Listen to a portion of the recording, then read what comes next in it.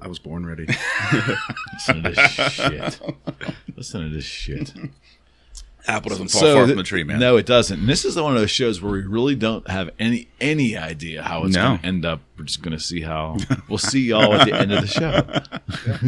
Exactly. See you on the other side. And I hope this is I hope this becomes a first of many father-son podcasts. This will be fun, man. On the Eric McKenna project. Absolutely.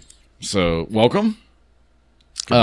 Cool. These two fools across the other side of the table went golfing yesterday in the rain at Dr. Steve Green's Hope for Ghana charity fundraising golf outing. Yep. And when are you going to spill the beans? Because someone ended up with a big old egg on their head. Yeah. It was. Why don't you? Well, let's preface it like we had a great day. It's for a great cause. Like the Hope for Ghana charity. We sponsor it every year. Myself, Matt, and Ben from the office, and Gabe had a great day of golf. Had fun. Got to the last hole and the wheels fell off. Oh, this happened the last. This is the last hole of the day. Like everything, the wheels fell off the bus. So. Why don't you tell a little bit of that story? So, like you said, it was the best day of golf I think I've ever had. It was a great outing. And we got to the last hole, and there was this group in front of us that we'd almost hit earlier in the day. When you say hit, what do you mean by like hit? Ben somehow hit a 320-yard drive and hit their cart, and they were real upset about it. And we went and tried to apologize, and the guy just kind of wasn't happy at all. He was a dick. Yeah, he was. He was a dick. So we didn't really like them, and Ben was kind of over it when we got to that last hole, and it's this big dip. So it's like a hill that goes down, and it comes back up like a U. And Ben just kind of goes, screw it, and he just hits. And we just see their son come running up the hill. He screams at us, and then he runs back down the hill, and we're like, all right. So we waited a little bit, and then we all teed off, and we go to look for our balls, and now we're going down the hill. These carts don't have governors on them, so you can go about as fast as you want, and it's a pretty steep hill. And I'm driving. I look to the right to look for a ball, and the last thing I saw was Matt reaching down to pick up his ball. And when I look back, I just see him doing barrel rolls through the middle of the fairway.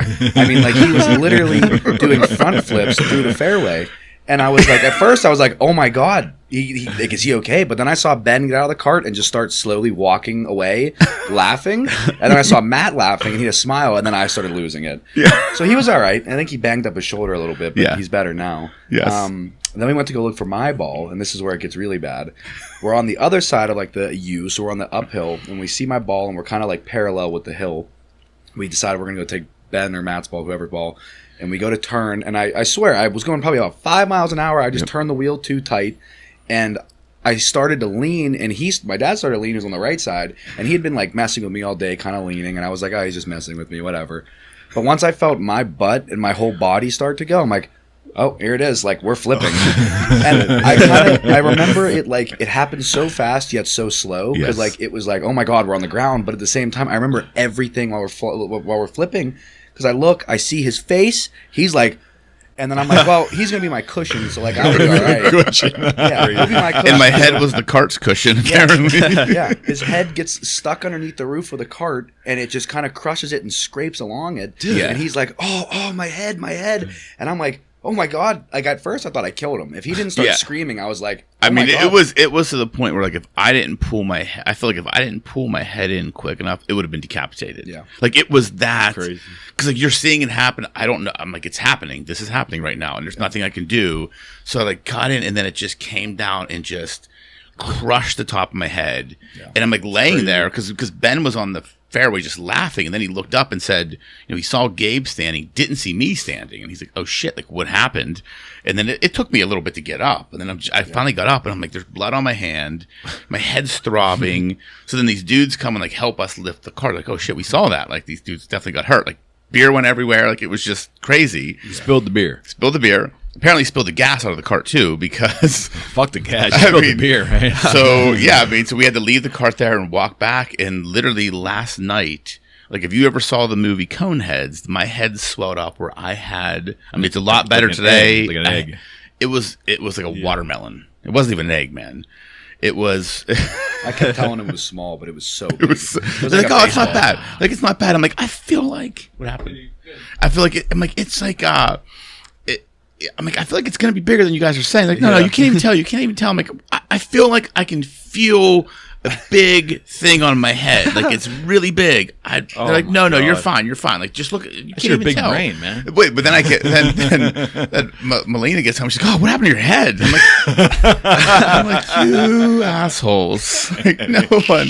So yeah, that was the end of the golf outing, man. It was definitely he assured me that he was all right. Like, I wanted to take him to the doctor, and he's like, "Oh, I'm fine. But get the whole car ride home, he was just, oh, my head. It hurt. It hurt. Every 3 seconds, he'd grab it. He'd be like, dude, do you see it? Oh, it hurt. It hurt. I'm like, do you want to go to the doctor? He's like, no, I'm fine. Oh, my head. I just told him I'm Gen X. We're built different. Like, we don't need doctors. We don't need doctors, man. But yeah, so that was yesterday, man. Oh, so in preparing for this little escapade here, so apparently it's in question whether I am a Gen Xer, okay, or I'm a baby boomer.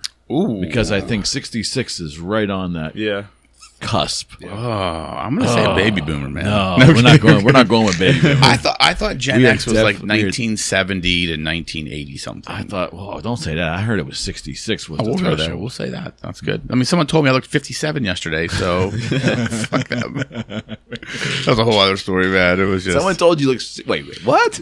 Again, other part of the story is this older woman that was there apparently began hitting on Gabe and I at the beginning of the golf outing. Oh, do tell.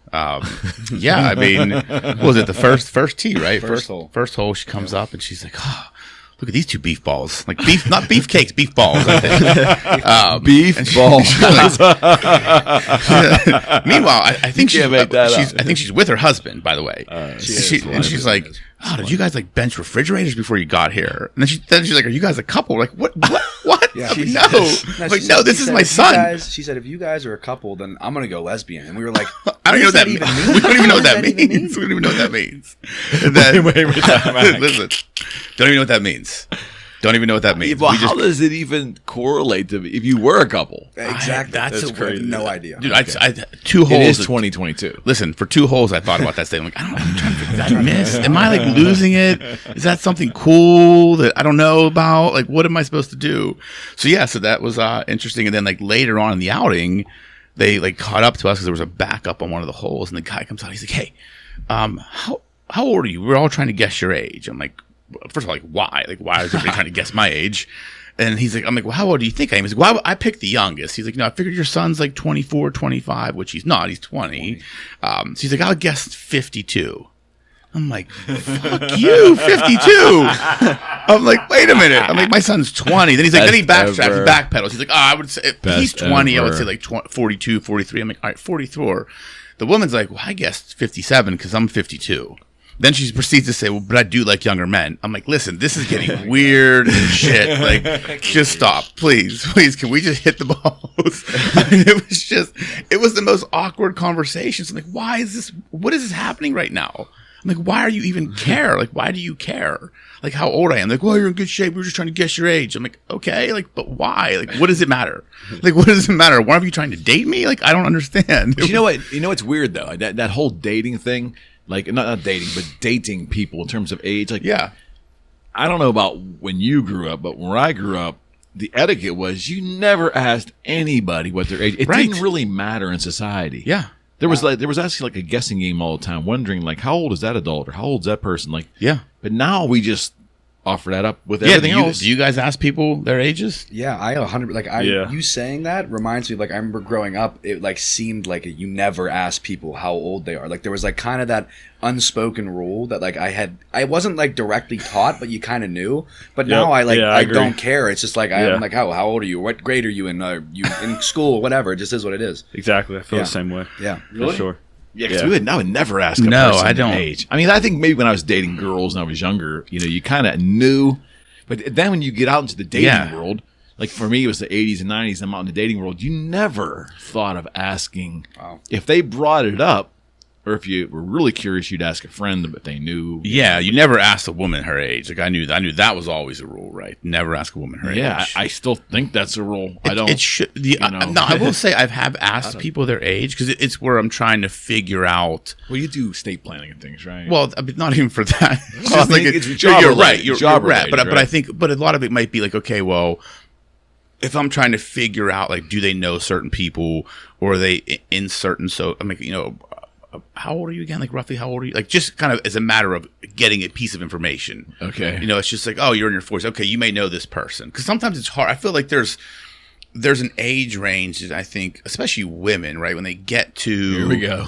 No, I'm just... I think once they get to, like, the mid to late 30s to mid to late 40s, it's kind of hard to tell what age they are. No question. Because they can look good the whole time. They could not. You don't know. It's like there's this 10 to 12 year. I would almost say 35 to 50 actually. Yeah.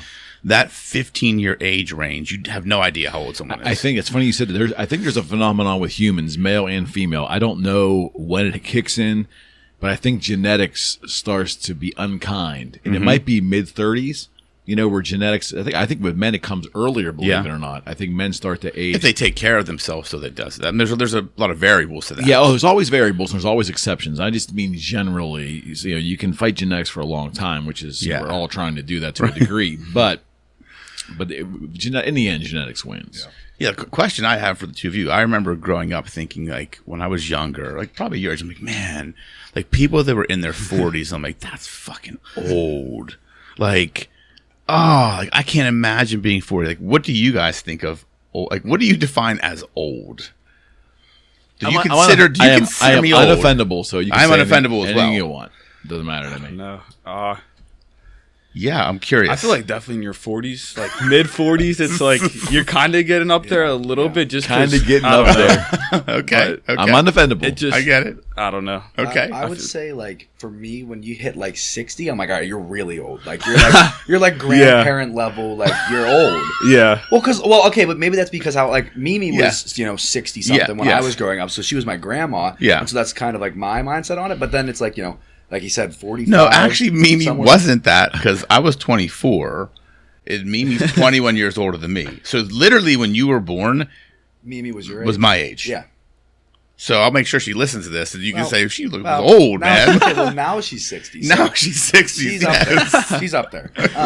But then I would say like 45, because like 20s, I'm like, you're young, you're in your 20s. Yeah. 30s, you're still young. You're younger. High 30s, I'm like, all right, you're getting there. 40, mid 40s, 50s is when I'm like, all right, you're old. So I'm old now. So I'm old. Fuck you.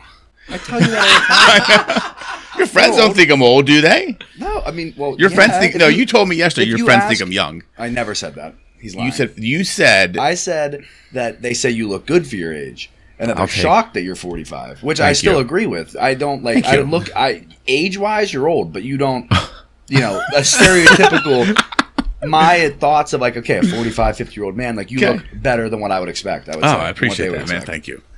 Very nice of you. So I don't know if you remember this, but one time we were coming home from baseball practice. You were really young, like 10, maybe 11.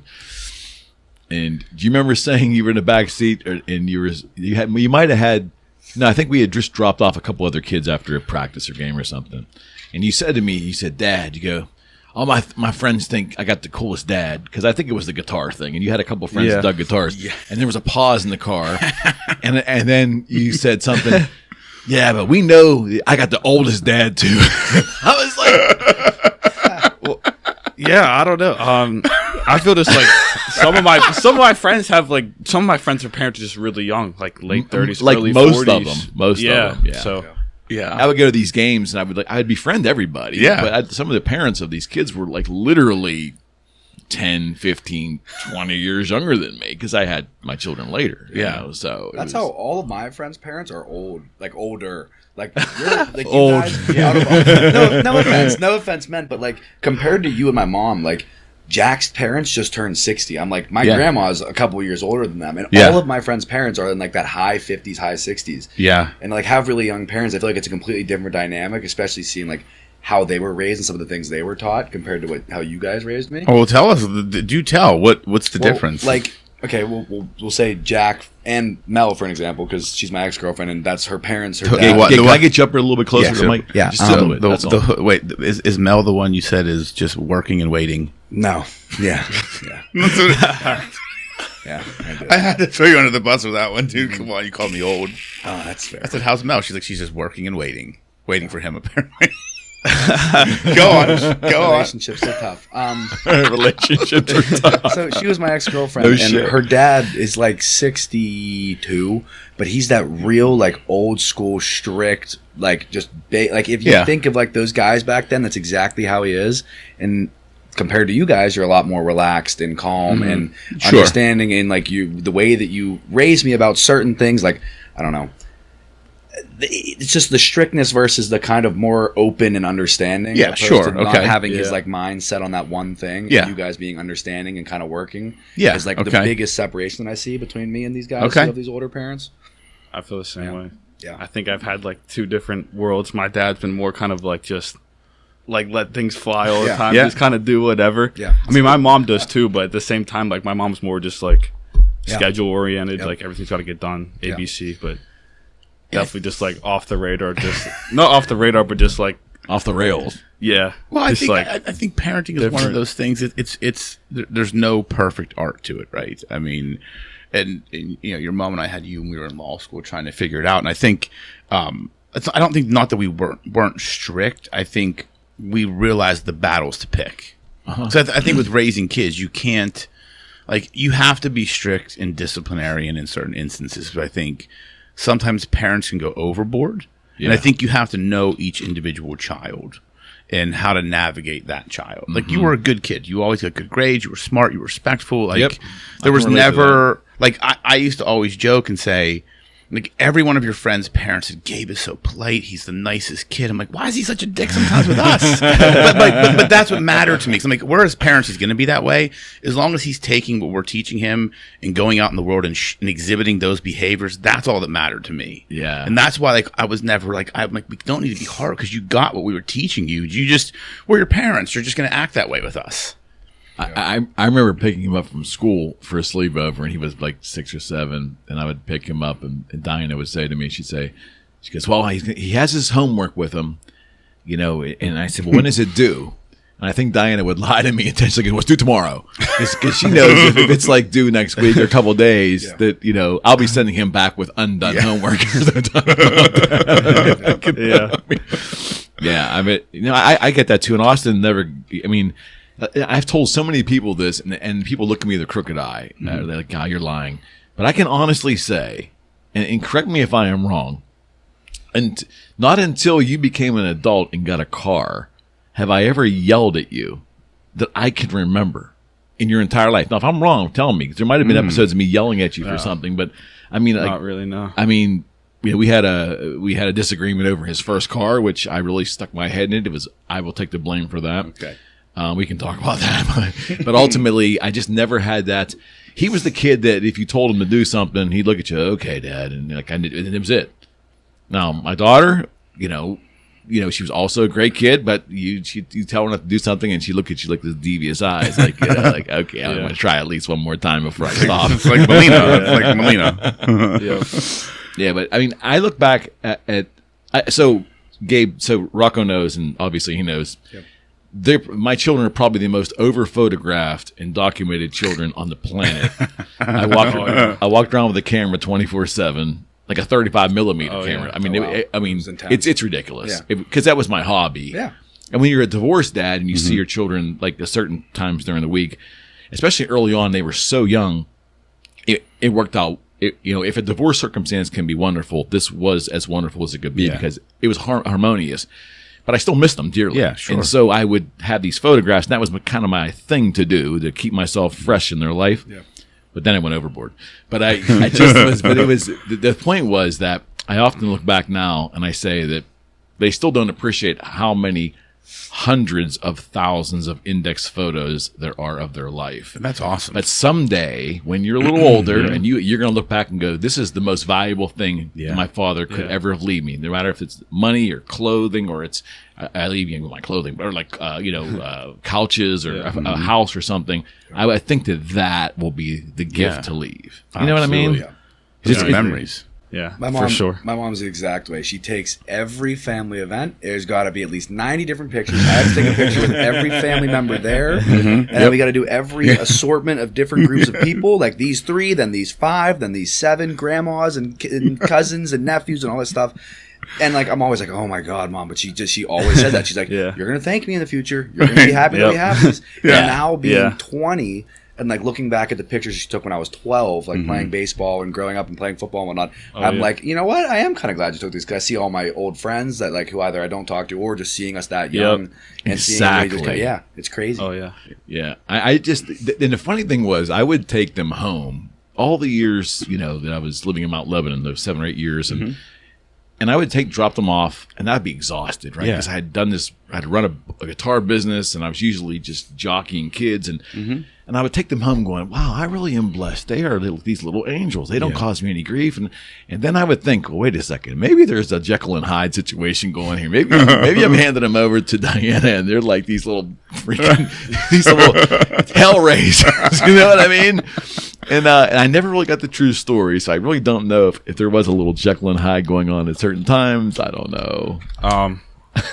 Yeah, let's hear. To maybe some extent, a little bit. I definitely was not perfect, no question for sure. But I think it's just because I was with Mom a lot more. I felt more kind of at home just because I was there all the time. My friends were there all the time, so I kind of felt like just a little more comfortable just because I was just there. And I was just with her. So, like, I mean, I wasn't doing anything crazy, but it was just maybe I was a little more, like, acting up a little bit. But it wasn't like, maybe I was just a little more myself. So, I'll throw him under the bus for a second. So, I had gotten remarried, and Natalie had come to me with this really funny video, which was on a thing called Vine. Oh, yeah. I know what Vine was. It was like this would have been like 2012 or 13. It's the old TikTok. 12 or 13. Yep. Yeah. And my stepson, Natalie's child, had shown Natalie this video of Austin's group of friends playing in a cul-de-sac a couple blocks down from his house. They're playing basketball, I assume. And they're doing all these things, and the kids, and I kind of know some of the kids in the group because I coached a couple of them, you know, and all kind of cool kids. And I hear this, you know, basketball, and someone goes up for a shot, and I hear this, fuck! And for the next hour, I sat there and dissected this fuck 100 times to determine whether that was the inflection of a McKenna child or not. Because Natalie and her son was confident that it was. And in my mind, there was just no way. There's just no way. My boy's not going to say that. There's just no. I don't speak that way. Well, not often. Yeah. But I tried to control my swearing when I could. You know, he's not going to do that. But then I find years later that it kind of was him. It was. That's always the worst part when you find out stuff about your kids after the fact. Yeah.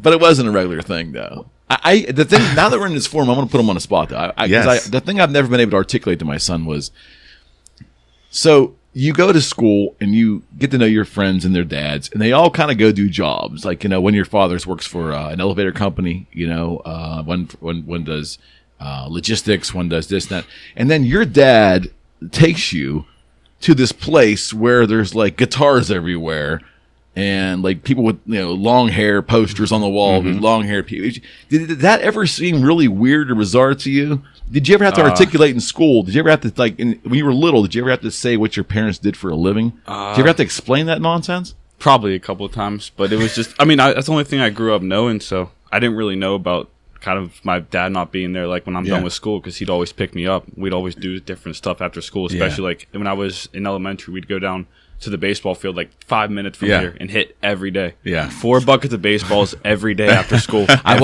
wasn't obsessive. No, not at all. It was just something I was just so used to. Yeah. I wasn't used to just having to take the bus home most days after school, so I kind of just grew up that way.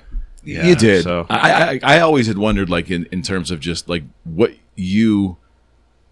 I always wondered what your perception of Boogie Street was. Not that what I had done for a living, but like because in one regard it was beautiful from a logistics standpoint because I had him with me. Yeah, right. I had Gwen with me. I mean, you know, and they could. The room was. I mean, Boogie Street was big enough that you guys could play. You guys could throw football in there. It was so big. It was just a really enchanted period. Yeah. But I always wonder, because it was a very non-conventional lifestyle, of what your parents do for a living, not Yeah. cookie cutter at all. And I just always wondered how you articulated that when people would ask you what your dad does. Because the parents would look at me a little weird. Yeah, right. They would, like, I show up in a van, you know what I mean? I've always got guitars in the back, and I'm always dropping my kids here. But like, no one really knew what the hell I did for a living because we didn't sell in Pennsylvania.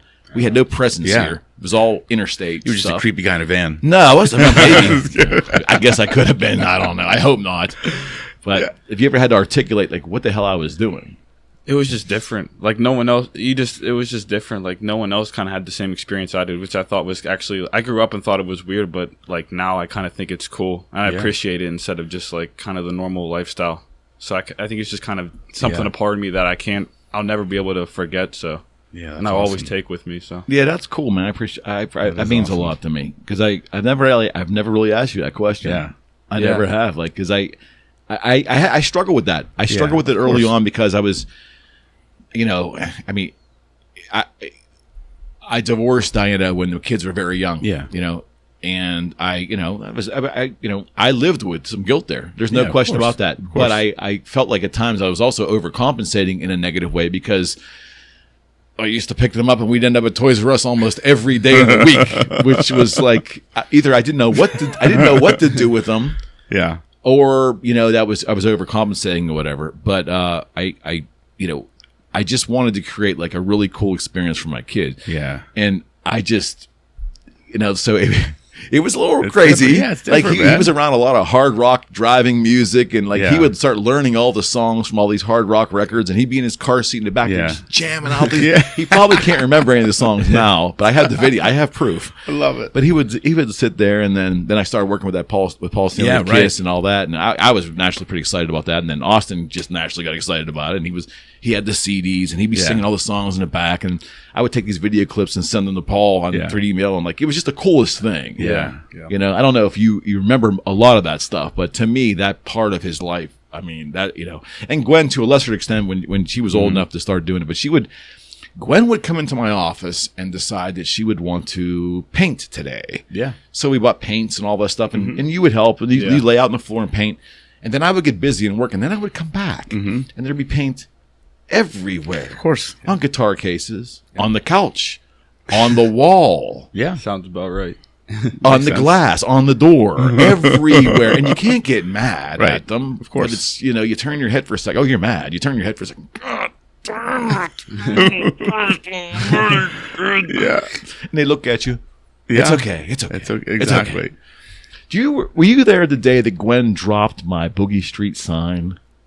Probably. I had it. I ordered this $900 round custom-made Boogie Street sign. It was like multi-leveled plastic. Something that you would actually see a company buy Was it for green? It was red. It was red, and it was really big and plastic. And Probably was there, but I just forget. I had just gotten it. And I Yeah. took a couple photos with it. Didn't know where I was going to mount it. Maybe I was going to do something cool with it. And I set it down because it was pretty heavy. Yeah. I set it down, and awkward. And I set it down. I leaned it against the wall. So Gwen must have been watching me pick this thing up and move it around. So I go on to try to fill an order, put a guitar in a box, and he's like always will follow me around and help me. I leave her in my office area. I hear this. She had picked up the sign and wanted to carry it out, and she had dropped it. And the whole bottom of that thing, I only had it a day. It took months to build. I looked at her and I went, and she's like, and it was like one moment where you love Thanks, your kid, Gwen. you love your kid so much you can't. I turned my back for a second, went, and I turned around and went, it's okay, honey, it's okay. But you just There wanna, was nothing you ever did as a kid I remember that made me really mad. Yeah, I mean, you always say this. There was he remembers them all. there was never like you never got mad. Like there was never like my mom would get mad. Yeah, also- your mom would get mad and then call me. I'm like, Your he's mom just would being get a boy. Yeah. Like it was just like Yeah. that's what just boys do. Like No, don't get mad she about was stuff cool. like that. You were just like more relaxed. Like you'd get like frustrated, or you'd like tell me like if I was talking back, you'd be like, hey, relax. or You I'd never- get frustrated when you were like afraid robbers would come into our house with like he would. You know what? He was so afraid to sleep in his own bed. Yeah. Like when we lived in this townhouse, he's like, "No, you don't understand. Like robbers are gonna get grappling hooks and come in the back window and get me." I'm like, "Dude, no, we live in Carnegie in a townhouse. I don't think people use grappling hooks. I'm pretty sure they're not gonna come and pick out this townhouse in your bedroom and say, you know what? We're going to go in this kid's room and steal him." Like, I was definitely. convinced that you they were, were. Convinced to the point where, like, I used to have to fall asleep on his floor and, like, army crawl out of the room. And there was one spot on the fucking floor that creaked. And, like, it was literally like going through this obstacle course. And if I hit it, I'd be like, fuck. I'd stop. I'm like, did he hear me? Did he hear me? And then he'd be like, Dad, you here? I'm like, yeah, I'm still here, bud. Still here. I'm like, it'd be like 3 o'clock in the morning. I'm dead tired. Like, have to go to work. Well, the one time you got mad is when I came in your room and you lost it that day. Yes. And then he locked me out of the room. Yeah. And just forced me in. And I was had to so break it. mad. And I was like, oh my God, like I'm going to die tonight. Tonight's the night. I was convinced. But we had to break the habit, though. That was the thing. We had to break. Because there was nothing really, like, you were a good kid, I believe. And, you know, until... Was it two summers ago? Until you weren't. Well, no. So 2 summers ago, we go over like to Columbus for like a quick trip, and he brings his friend with him, and we're in the car together. Me, him, and it was Adam. And they're telling like so he would always like go to sleepovers, and like they would play like video games. And I remember Laura saying like, I wonder if they're drinking. I'm like, they're a bunch of fucking nerds like playing video games. They're not drinking. Like who do you think these kids are? Well, wouldn't you know? That I found out after the fact. Like, oh yeah. He's like, oh yeah, we would get shit faced. I'm like, what? Because just saying we're going over to play 2K is a lot better than saying, oh yeah, we're gonna go drink at my buddy's house tonight. Yeah, I'm like, what? I'm like, no. Like, I did not want to believe it. Cause I'm like, I always defended you. I'm like, no, they're good kids. Like, they're nerds. They play video games and play sports. They don't even know what drinking is. And then meanwhile, he's like, oh, yeah, we would do this. Oh, yeah, like it was this. I'm like, are you gotta be fucking kidding me? But did you guys not drink at that age back then? Like, can you really I didn't drink until I was 21. I didn't drink until I was 21. Really? No, I'm kidding. I Okay, so when did you start drinking? Yeah, let's unpack it. All right. I don't know. It was sometime in high school. We definitely. That's a 4-year age range, I'm not going to sit here and say I started drinking when I turned 21. Right. But it was just sometime in high school, probably. I can't remember the exact time and date, but. It was my senior year. That's when I started. I know that for a fact. My senior year of high school. Yours was not your senior year. I know that. Don't even say it out loud. Yeah, I know. Probably like middle school. Yeah. Who? Me? You. Oh yeah. I was shit faced in 8th grade. That wasn't. I'm not saying that's recommended, but yeah, we were bad. Yeah, things were different then. Yeah, and things are different now. I just learned of something that is absolutely fucking disgusting that I had no idea that high school girls do now. Okay. And this is, I mean. Oh, wait a second. Is this the vodka and the tampon? Like, yes. Oh, you didn't know about that? No, we're old. Oh, yeah. Guys do it too. Oh, yeah. I don't have a vagine. There was some butthole works. There was some kid, that's a one-way canal, pal. I'm telling you, there was some kid in high school, but he came into school the one day and he told us that on Saturday he took Hennessy and put it on a tampon and put it up his butt. And apparently it gets you, it gets you like hammered within like 10 minutes. And he said it was the drunkest he's ever been. Yeah. This is the problem with this world, man. This world is going to shit. Like, I just learned this on Friday. Like, Mia told me at the office, this is a thing that people do. I'm like, what? Like, are you shitting me? Yeah. I had no idea. Yeah. The roller coaster ride's over. Can I stop and get off, man? Yeah, that's kind of how I feel about it. Like, yeah, do you guys think, like, the world you're growing up in now, like, what is your perspective? Do you guys think we're older, right? So we look at the world from a very different lens. Older, yes, from a very different lens. Do you guys think it's as fucking crazy as we think it is, or is this just normal to you?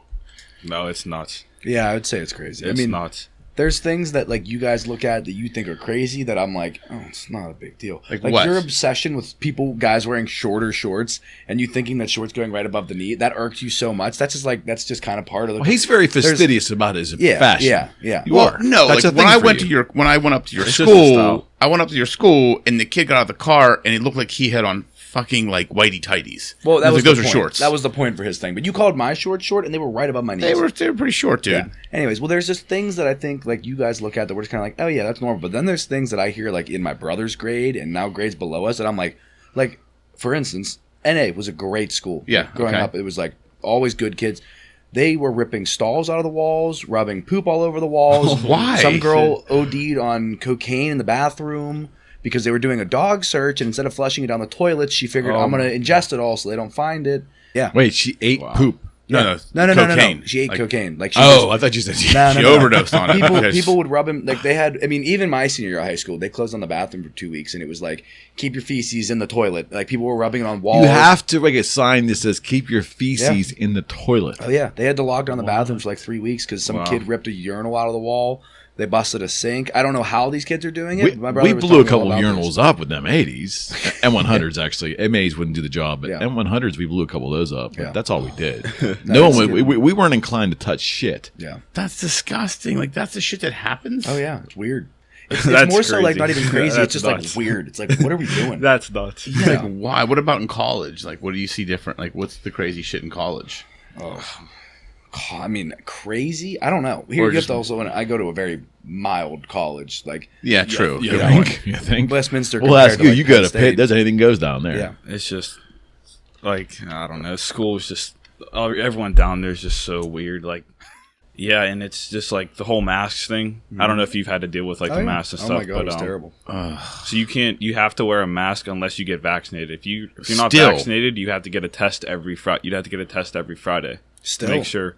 I don't know. They changed it in the spring. We didn't have to wear them in the spring, but in the fall, that's how it was. That's ridiculous. And then this summer, they implemented it again. You got to wear the masks. Oh my God. So I don't know. Like when we go back to school in a couple weeks, I don't know what it's going to be like, but that's how ridiculous. it was. Well, and they wanted to hit 80% vaccination rate for us to open up, or at least get masks off for vaccinated people, and that was fall of last year, and then going into past spring.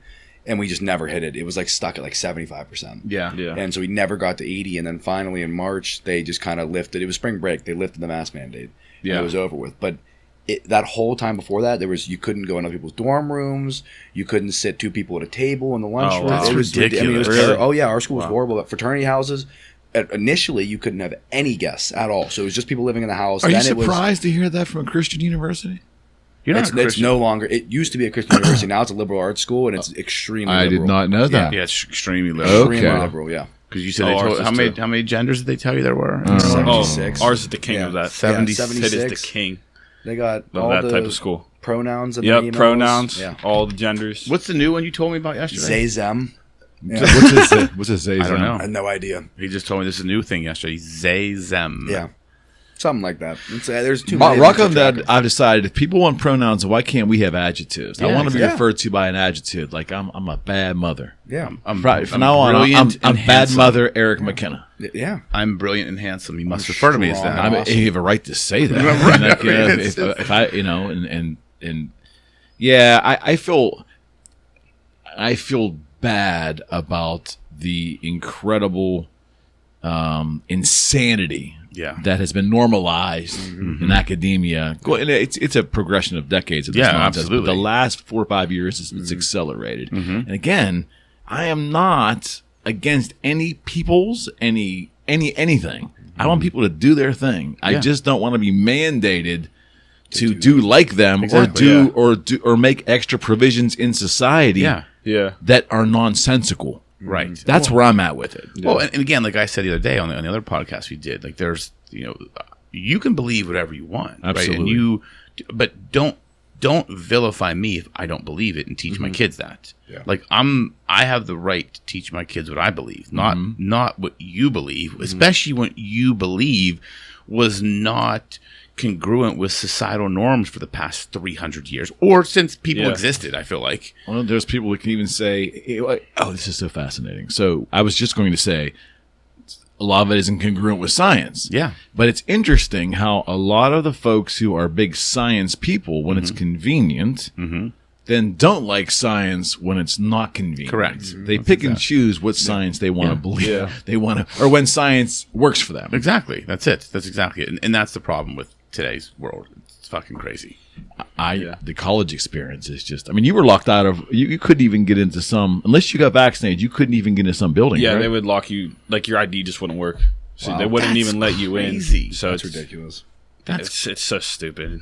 See, Westminster would have done that if we had the money to get locks on our doors. But we couldn't do that. Yeah, we got to put our ID It's down. expensive on like a scan college, thing every man. time. Yeah, Scan it's it in and expensive. and then you can walk in. And then there's like 2 guards that sit at every building. So you got to walk in. You put your ID on the little Scantron thing. It scans it green. Then you can walk in. That is insane, man. Like It was ridiculous. Like my college experience was so different. Like so different. Like it was just no one gave a shit. You do what you wanted. Like no. Like I couldn't imagine. And I feel like if this happened when I went to college, we wouldn't have put up with this shit. Like we didn't listen to any rules. Like we listened to no rules in college. We didn't. It was a follow different it. society then, though, too. True, it was. Yeah. The You didn't problem follow. is you had those groups like us where we were like, screw these rules. Like I'm Yeah, gonna go yeah. up to the 3rd floor and see. But then now we have these just real softies, rule followers who like they see you doing that, and they're gonna go tell somebody, and then Yeah. there's nothing you can do. About Is that the majority of kids? Like, or Yeah. the yeah. There majority is, of kids I would say. Well, here's the thing. There's a silent majority at Westminster of Yeah. like I would say very like conservative, like Yeah. strong-minded people, right? Yeah. Compared to these, like I honestly, it's starting to look more like a 50-50 split. Really? The problem is it's a silent majority because if you say something wrong to one of the wrong person, there, Yep. your social life and everything about you out the window. So the cancel mentality, cancel culture is a is thing. Oh, it is. Thriving, especially in college, because Especially at Pitt, for a too, small for sure. college like mine, where there's 1,300 kids, everybody knows everybody, and the second you say something or something happens, everybody knows. So you have to like really watch everything you do and say, everything you post, because it can get bad. Such Yeah, I bullshit. know. Like you and I maneuver, agree. like you and I maneuver differently today Yeah. than we even did like 6, 7, 8 years Oh, ago. absolutely, we have to. And I, I'm sure that they're maneuvering their life different Yeah. than they did probably when they were younger too.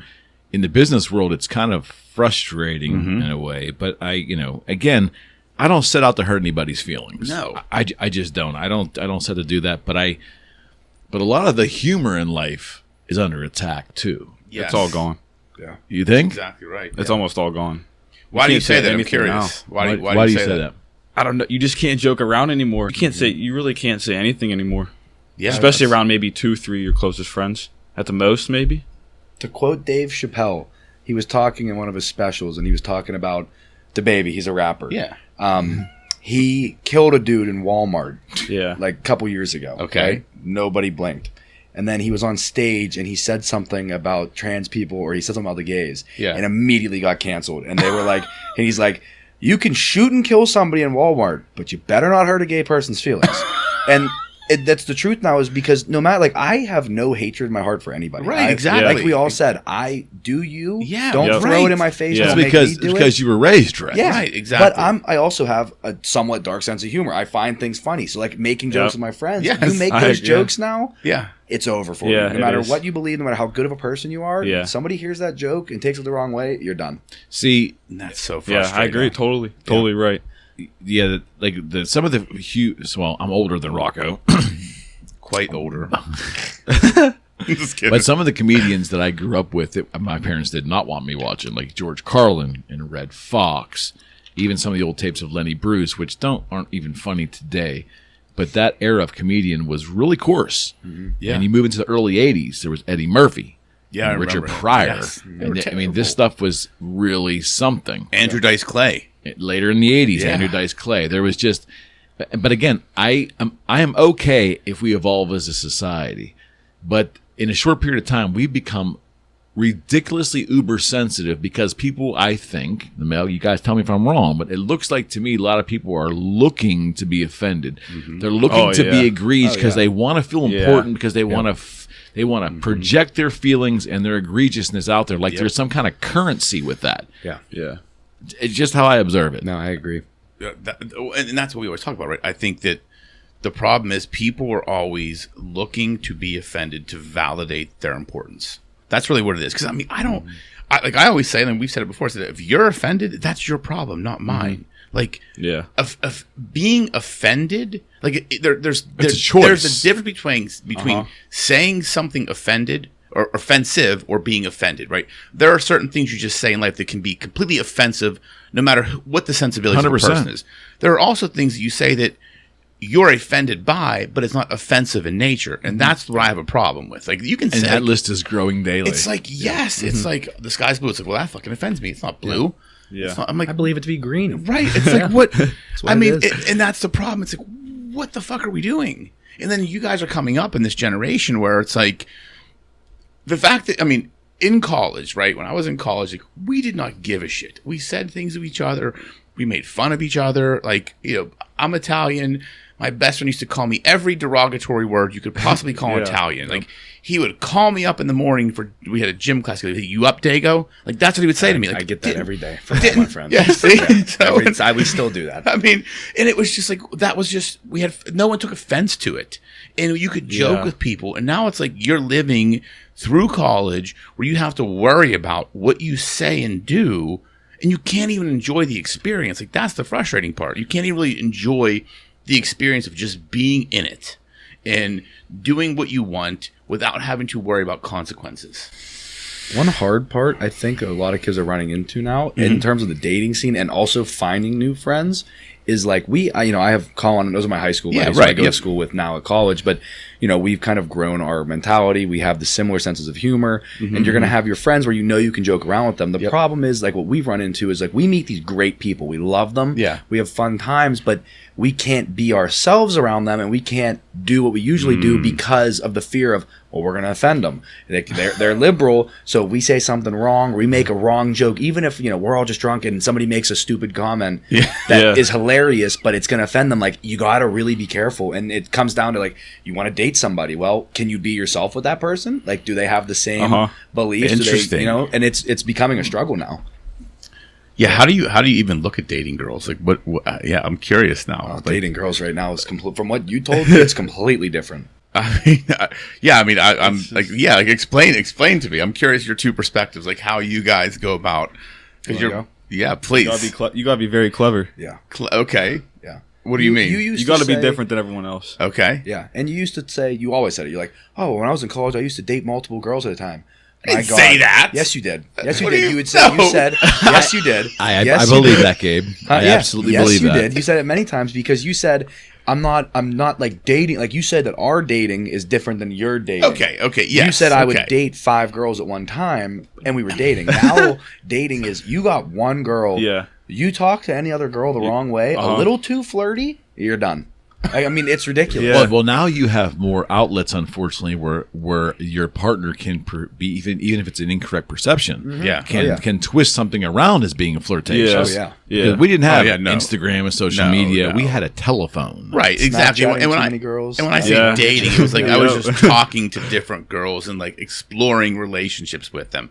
I wasn't like dating. I might have took one out to dinner. So don't throw me under the bus, dickhead. But when you did that, did you have to be very careful? No, it was like because it was you weren't committed to a female until you said I'm committed to you. Like the understanding was when you started dating someone. Like, at least that's how I remember it when I was younger. Like, if I was dating until I said I am what we used to call when we were in high school, like going steady. Yeah. Like once you said that, going together. Yeah, exactly. You were exclusive until I said that word or made that commitment. I could do whatever the fuck I wanted. See, I didn't have to navigate that. I didn't have to say anything to anybody. Our dating is talking. Yep. And your going steady is dating for us. So like when we're dating is going steady and talking is your dating. The problem is define talking. Like if you Snapchat a girl, all of a sudden you're talking to them. Like if you go and hang out with them, you're going out. Maybe you go to a party together. You go out to get food together. She comes to your room and hangs out. Whatever.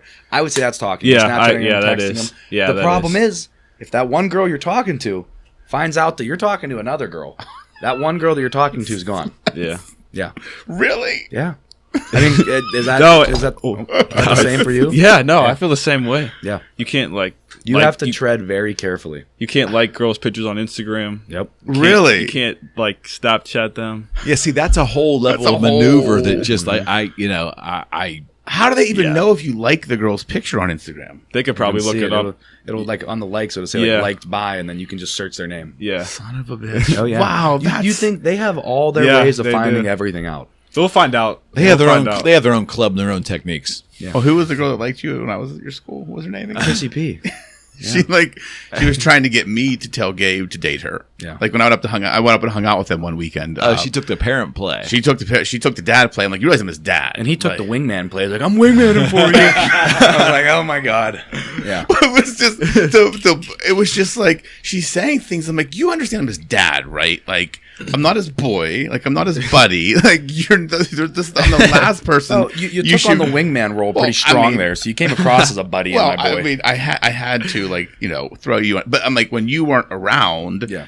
I'm like I'm his dad. You know that, right? But like when you were around, I'm like, oh my Gabe, why are you dating her? Right? She's so nice. You should definitely be dating. Now, I mean, I could tell he didn't. There was nothing there. But I don't believe anything that he just said.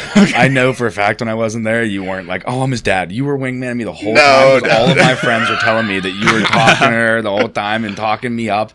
Listen, man, I'm just looking out for you, brother. Yeah, I know. All right. Okay, so virtual reality. And I know there's a virtual reality game and there's the meta universe coming and all this nonsense. And first off, have either one of you two put on virtual reality glasses at any point in your life yet? Yeah, Check that out. I have a VR headset. I never have. Okay, you have one. I have the Oculus Rift. You have the Oculus Rift. Okay, what's your thoughts about it? It's almost undescribable because of the fact that like when I first put on the headset, they had this whole like intro thing with always like real bright, colorful things and like butterflies fly around. You can grab. It was crazy, and like you're in it, and literally you put them on, you can't see anything. Your eyes are cut off. It is just the screen, and you like set this barrier in your room, and then you can go wherever. You can move your arms, interact with everything. It's crazy, and it's like you're literally seeing another world. So then like I have these like different shooter games, and then like some like it was like you literally work a job in VR. It's kind of funny. But it's just how realistic it is. Yeah, you'd have to play it. It's called Job Simulator. You have to play it to understand it. But it's just crazy because you're literally living a separate life and like you're doing all these things in a completely different world. Yeah, and it's so realistic. Yeah. I've done it. Is what's the scary part is how realistic it is. We have the Oculus Rift at home or the Oculus Quest. I think. Yeah, and they have boxing games on there. Oh yeah, that was fun. I mean, that's cool. He was dripping in sweat. Like I'm like trying to fight this dude. This motherfucker, like he's gonna beat me. He's punching me. I'm like, fuck. Like it was like a Rocky game. And I'm like, literally, like you have to actually. I'm sitting there like just going crazy. Like it's so realistic. Like so, it's insane. Did you buy a $75 sweater for your avatar? Well, so that's what I forgot about that part. That's the one. Better not, because I'm the one that Venmos you money, dude. No, I don't buy any. So there's this thing called VR chat. It's like the main part where everybody that owns an Oculus, you go in and there's like I said, you can't even describe it. It's just another world. Like you can find a girl in this virtual world. You walk up to her, you talk to her. You can take her bowling. You can go and eat food in this game. It's crazy. I don't play this, but like I've seen YouTube videos of these guys doing it, and it's literally like you are living an entirely separate life in this virtual reality. And then that's where I'm like, what is it going to be like in 10 years? Like if you can just sit here and live this virtual life, people are just going to start doing that. Yeah. Like there's a movie Ready Player One. It's a whole movie about virtual reality, and is that Aldous Huxley? The author, I think. Yeah, and they start living this like they're in a game, but they're all like in like these slum houses, and they're living in boxes. It's like the Matrix. It's like the Matrix, right? Yeah. They plug Neo in, and it's crazy. Yep. So the reason I bring that up is so much of I think both of your lives, I'm going to guess has been around technology. Oh, yeah. Now, do you remember not having a phone, right? You remember the 2000s when you didn't have a phone. And we got you your first phone was an iPhone 4, I think. Yeah. Is that right? Yeah. That was 2012. Yep. When did you have your first phone? You guys didn't let me get it for a while. Yeah. They stuck to that. I was like, we really were, because all my friends had phones. My grandma offered to buy me a phone. They said no. It was like, I really wanted a phone. 12, right? Huh? 12 or 13? I think I was 12 or 13. Yeah. 12 or 13, and I think it was like the iPhone 5. Yeah. It was my first one. Yeah, so... who are you going to call? Who are you going to call? Well, you guys used to buy me the little, like, burner phones, like the ones you could throw away. You, like, paid for minutes, and I was like, oh, this is cool. I can call my friend for 5 minutes. No, I want to, like, text people and play games. Yeah. So you were 10, and Gwen would have been 8. Gwen was, no. Yeah. It was 2012. I was probably 12. Gwen was probably 10. No, you were 11, probably. Okay, then Gwen was 9. Yeah. Okay, yeah, that's too early for Gwen was just too early because she was never really using it. Just well, Gwen, to her credit, she never even. There was like she would go like months and never even touch the phone. Yeah. I was really encouraged by that. Yeah. I don't know how it turned out in the end, but ultimately, she didn't use the phone for a while. I just think none of her friends had it, so she had no point of really. Okay, using it. So my thing is, so much of your world now, your semi-adult world, or your teenage years leading into your adult world, has been spent with this crazy social media era. Not that you've always had the internet, right? You don't remember a world without the internet, because the internet was 95, 96 just at its inception. But you have spent your teenage years and your adult years to this point in the social media realm. Yeah. And all the extraneous crap that comes with that. So what him and I talk about often is the before times, the before the internet, and then before social media. Yeah. And how a lot of things were a lot better in society. And these are two old men just rambling and ranting. I get it, but the way we communicated with each other on a human level seemed to be a little more kinder and friendlier in that era than it is now. Oh yeah. Yep. And I just want to get a little feel from both of you, like what is it like living in this? I realize it's all you know, but what is it like having face-to-face communications on one half of the equation, but also having all kinds of other communications on a text or visual screen basis? You just start. Yeah, sure. I don't think you really know people like authentically, especially on social media, because no one's going to post bad things that happen to them. Right. They're just going to put on the internet things that are good. Yep. Yeah. What's going on in their life, but you don't really know anyone truly over the internet for sure. And I just think the world honestly would have been better off without it, just because you just don't know who someone truly is with the social media. It's not authentic at all. Yeah, absolutely. I don't know. I just feel like it's good. It has its benefits for sure, and you can communicate with people that you didn't know existed and stuff. But do you really know them? Yep. I don't know. I have a 50-50 split, because I love it and I hate it at the same time. I agree. Yeah, it's good and bad. Like he said, it's great for communications, networking, talking to your friends, making plans. It has funny Instagram stuff. Sure. But at the same time, like we were talking about in terms of dating, like there's a lot of insecurities for people come from Instagram and all these different things. So that is now added on. And social media has made things like problems in people's lives so like normal that they just kind of accepted it and like, well, it is what it is. Yeah. No. And they've normalized all these different things through social media.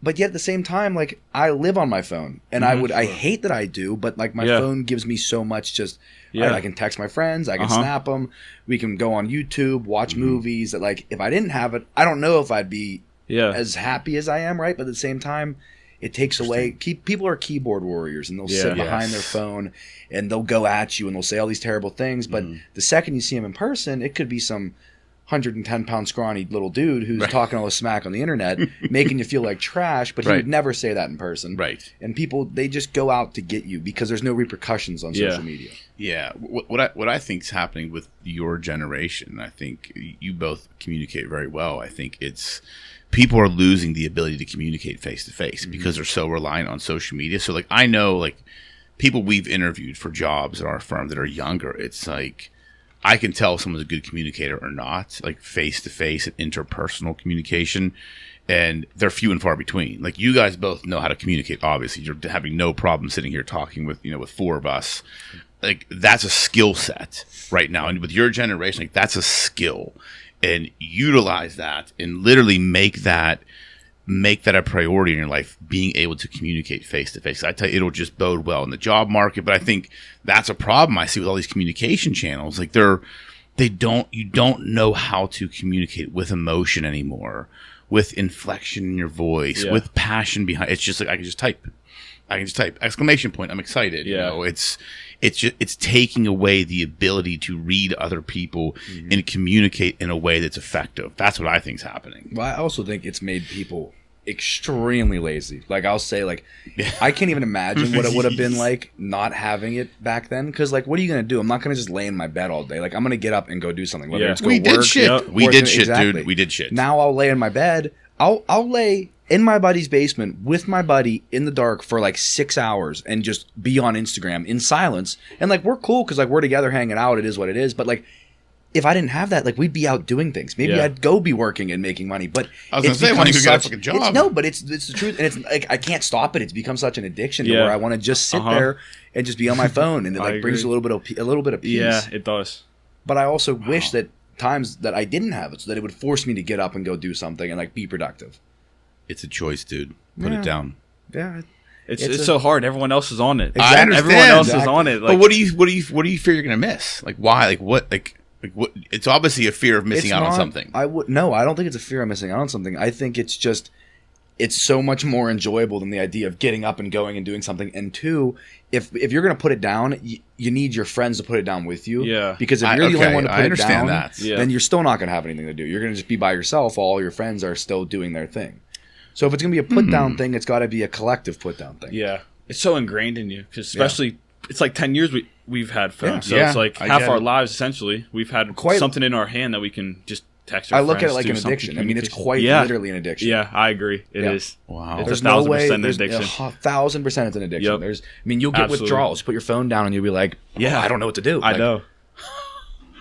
We need to break this addiction, boys. It's true. I feel like we need to start Phones Anonymous. So when I think of my life and romantic relationships, so I think going back, even the most primitive ones when I was very young and just dating and meeting at a Pizza Hut, and the beauty of all of that for me, all the way through my life, is the time spent with whoever I was in a relationship with.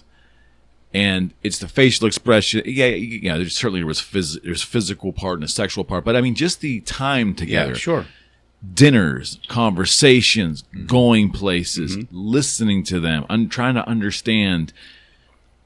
There's, in my opinion, to carry a relationship on mainly via text message with a significant other, you're missing so much of the communication experience. Without the facial expressions, the pitch of the voice, the volume changes in the voice, you miss so much of what we can give each other that it's a world that I really am sad for. Yeah. I'm sad for it, man, because it really is desensitizing what I knew to be the richness of life. And you can carry it on to friendships as well, too. Yeah. You guys are used to it. Now, you just said you're in the basement with your friend, your buddy, but you're not talking to each other. You're talking to, you're talking to a device, but you're there, so it's kind of cool.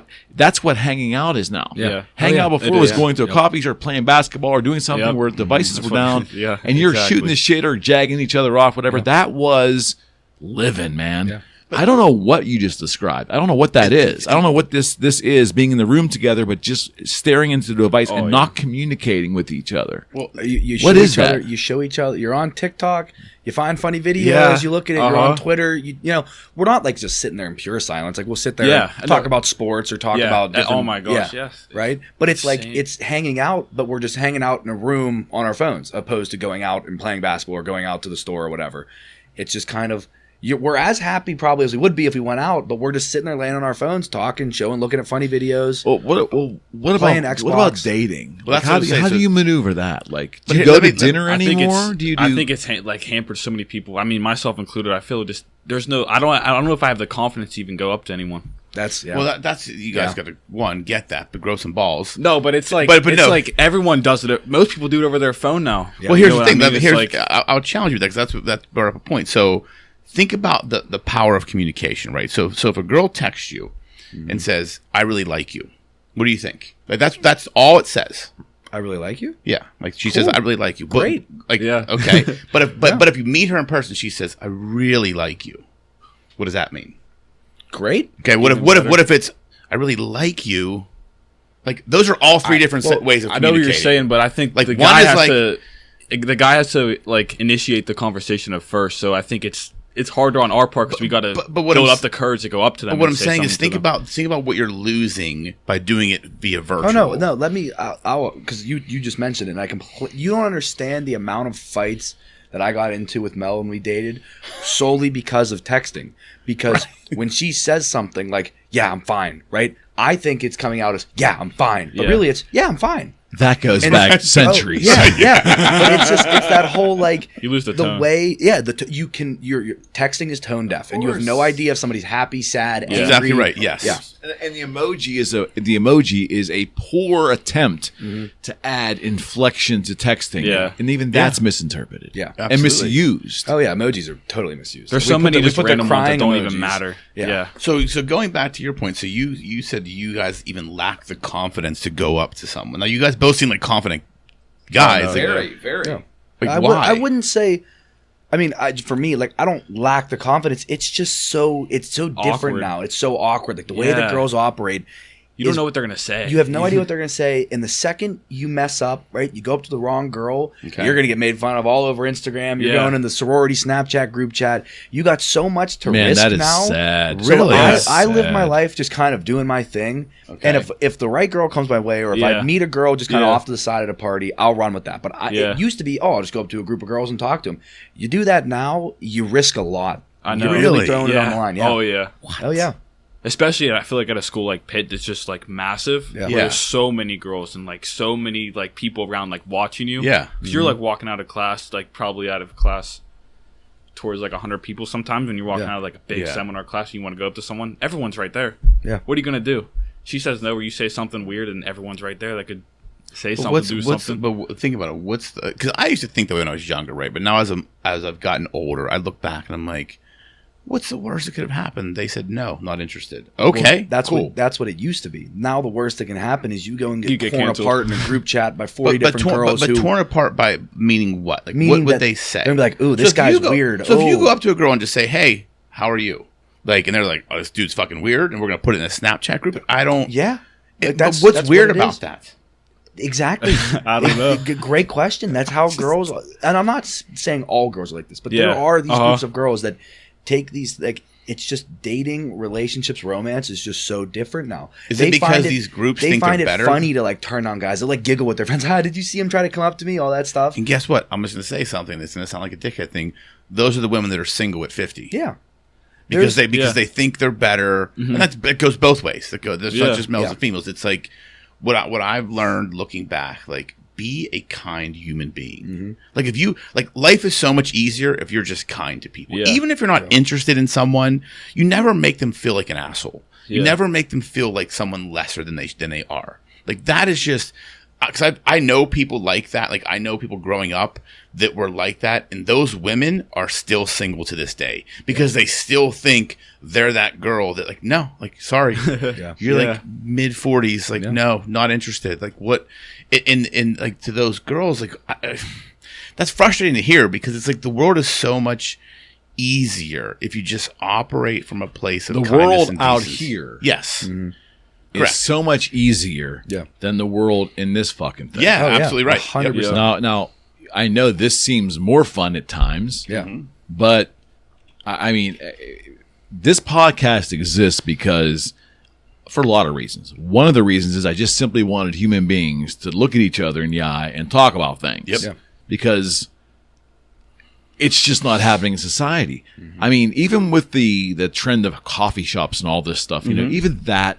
I mean, Starbucks are empty. Yeah, they yeah. get Yeah. their drink and they're gone. Yeah. No one's sitting talking Place a to mobile order, anybody. pick it up and leave. Yeah. Nobody is sitting and talking. And we had a pandemic, which further pushed us away from each other for a while there. Yep.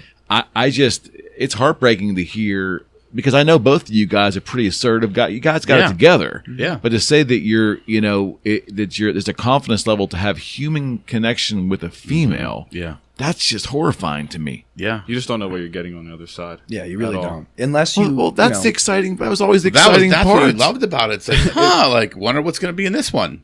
Yeah, like, it was what- you know, you open up a it was conversation. opening a new And per- then you have this right after. Yeah. yeah. Yeah, see, and maybe that's where when the concept of bullying came out, his brain and my brain, because of our age, we thought of bullies being a traditional bully, like the one that would hound you on the way home and beat you up on the way home, yeah. or yell and call you nasty names in front of a group of people, and that kind of stuff. But the bullying today goes far beyond what we're familiar with. It absolutely goes right. onto the web and in chat rooms and basically embarrassing you out of out of just trying to take normal human interaction. Yeah.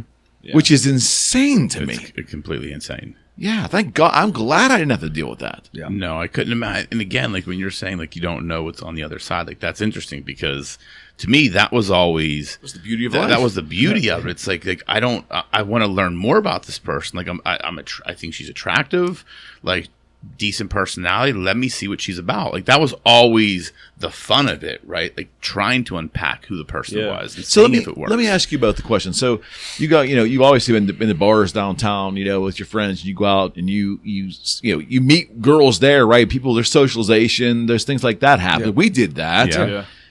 So you are socializing and meeting girls and women, and you're talking and having conversations. That's all taking place, right?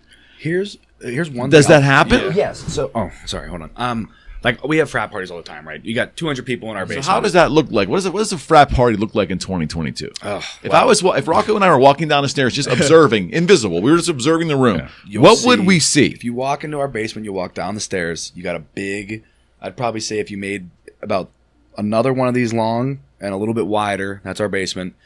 You'll have just lights going crazy. We got a little DJ booth in the corner, and then everybody's just in the middle dancing. There's people on the edges talking, some people sitting on couches talking. Besides that, majority of people are in the middle just dancing. And that's what a frat party is. But that's cool. Yeah. There's human expression there, Oh yeah, right? no, that's the thing is like there is human expression. Are they And they're- dancing like this on the dance floor? No, thank God, no. Some girls are. Some girls love to take out their phones and Snapchat everything they do at parties. Yeah. But that's kind of a rare exception. On the dance floor. Oh yeah. Oh my God, yeah. There's girls. And especially just at like bars and stuff. Yeah. Okay, Same so a thing. little abridged. Just 30 seconds. Indulge me. Go right back to this. Yeah.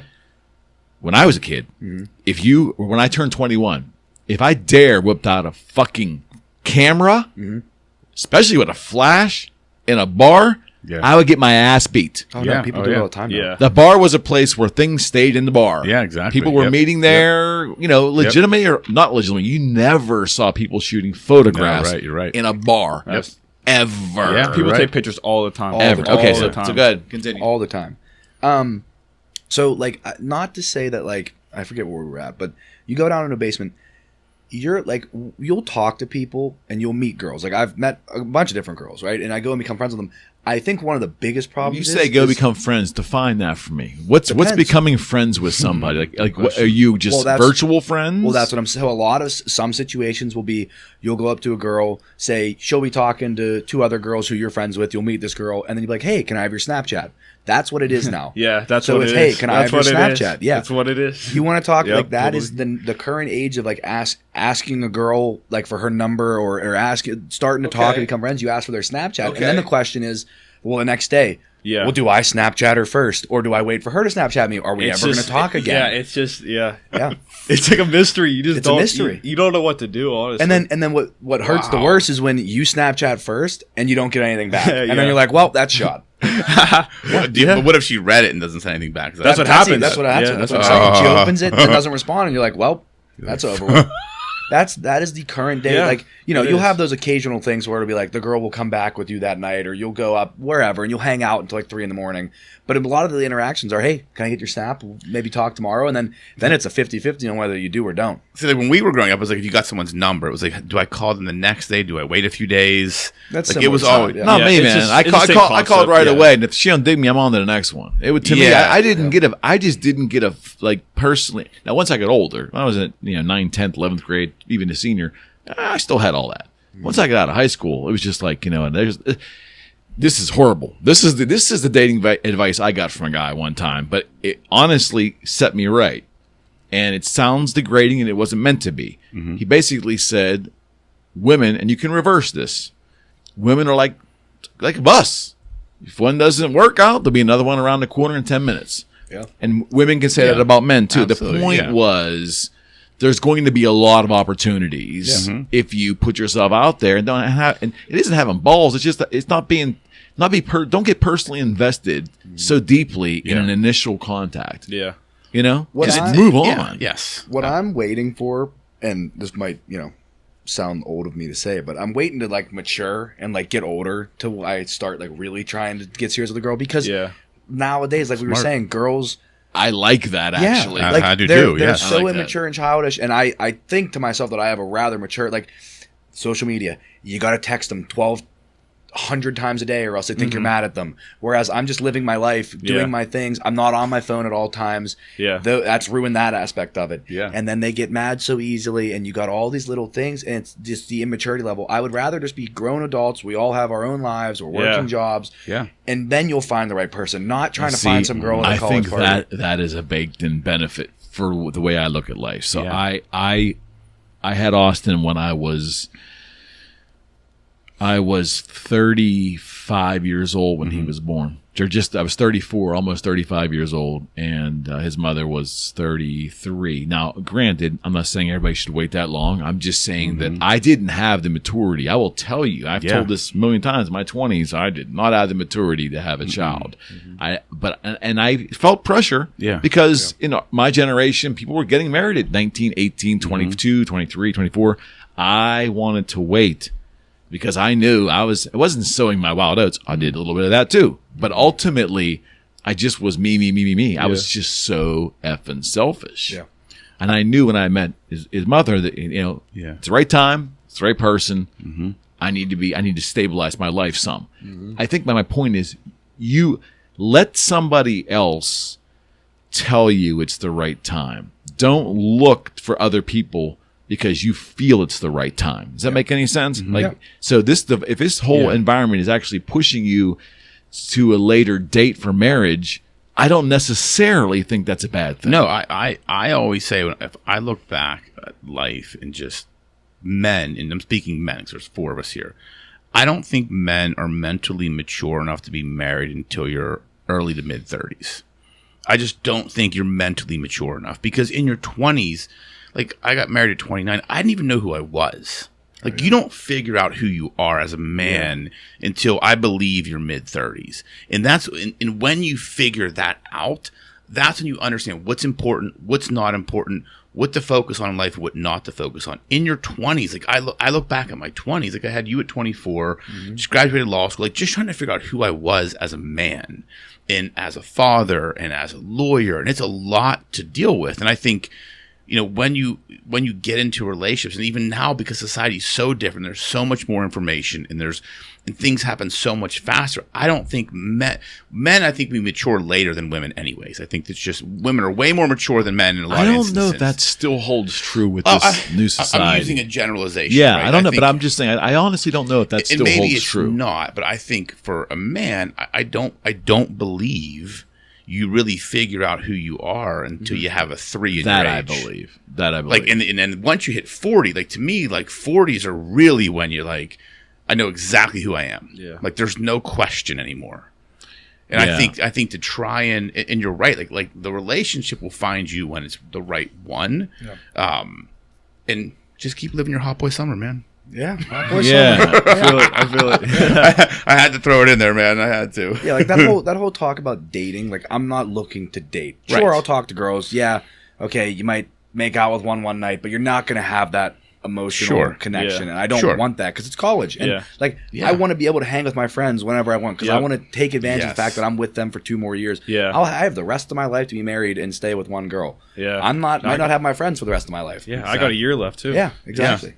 So you shouldn't be in a relationship where you feel like you have to do certain things. Exactly. Like you want to do things. Yeah, you should not feel like you have to text this person 15 times a day. You should be in a relationship where you want to text that person 15 times a day. Yeah. And if you feel like there's the pressure to do that, that's telling you right there that's not the right person. Yeah. Agreed. So I don't think he knows this story completely, but I think it's appropriate for me to share this because I got a personal story as to why I feel so strongly about getting to a maturity level before getting wrapped up emotionally in a relationship, why it's so important. So his uncle, my brother, passed away from heroin in 96. Brian was a very determined, matter of fact, why I think Rocco and I work so well is because Rocco's determination toward fitness and all that is very reminiscent of what I remember my brother having in the 80s. I mean, like, just dedicated to it. Yeah. However, what Brian did not have was the rest of the maturity component. He entered his mid-20s not caring about anything else in the world except just meeting girls and relationships and working out. Yeah. So the maturity thing had not hit him. He got wrapped up with a girl, around the same time he got hurt, got involved in the rave culture, was so heartbroken over this girl, got involved in drugs, actually followed this girl to Tampa. The girl really didn't want anything to do with him, but he was so wrapped up that he was going to start a new life in Tampa, chasing this girl. And I'm not blaming the girl at all, but I'm saying she was part of the reason why his maturity was stunted. He just wouldn't mature. And died at 24, right? So 25. He just didn't get started because he was so emotionally wrapped up in obsessing about having to have the one, or having to have that female comfort at a point in his life where he had other great disciplines, but he really should have been focusing on finishing his degree and getting a job and starting his life. You see, but that.